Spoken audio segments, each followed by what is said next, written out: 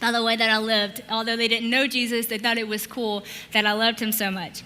I think the most significant impact was the one I had on my coach. She said, I've been coaching for years and I've never seen a kid come out here in another country without their parents and behave the way you have.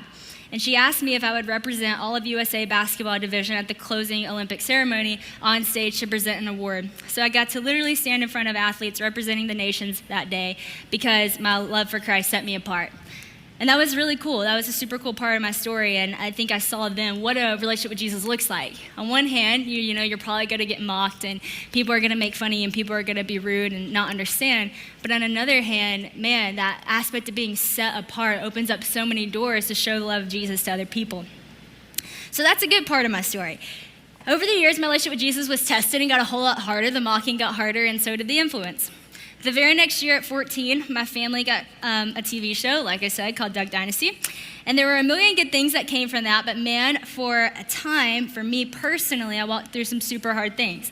Like I said, all my life I was super driven when it came to sports. Playing sports in college was what I dedicated most of my life to at that point, and I felt super passionate about it. And even at 14, it was pretty clear I would definitely have a track scholarship just based off of the things I was hitting, but basketball I would need to continue to work super hard for.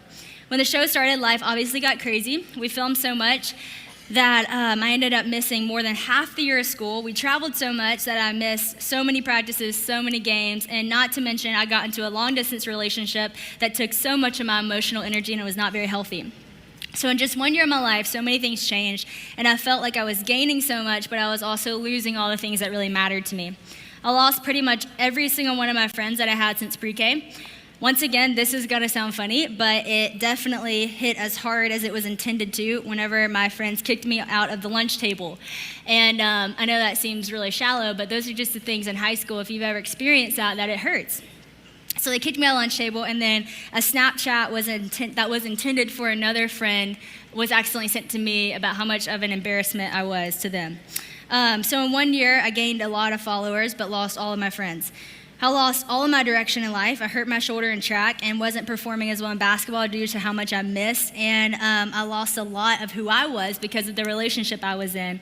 And I felt extremely misunderstood and had extreme anxiety to the point that I was crippling. Then an opportunity when I was a junior in high school arose for me to go on Dancing with the Stars. It was honestly crazy, as crazy as that sounds. But it was an incredible experience in and of itself and opened up doors. So once again, a lot of good things, but it made all of these other things that much more hard. Like I said, I was in a pretty twisted relationship that messed with me a lot, that continued to get worse. I felt like a hypocrite because I looked like the poster child of Christianity and joy, but my private life was very far from that. A lot of sin and a lot of anxiety. I had a very unhealthy view of my body and began to think very disorderly about it and had eating patterns that were not healthy. The girls at my school got even meaner. I remember getting back from Dancing with the Stars and someone said, "Don't talk about it, no one wants to hear about it." And I even remember going back to school, and it was my senior year. It's kind of crazy, I'm at a college campus, and it was senior day where you all wear your college campus shirts to school. And I wasn't going to college because of just the way that my life was going.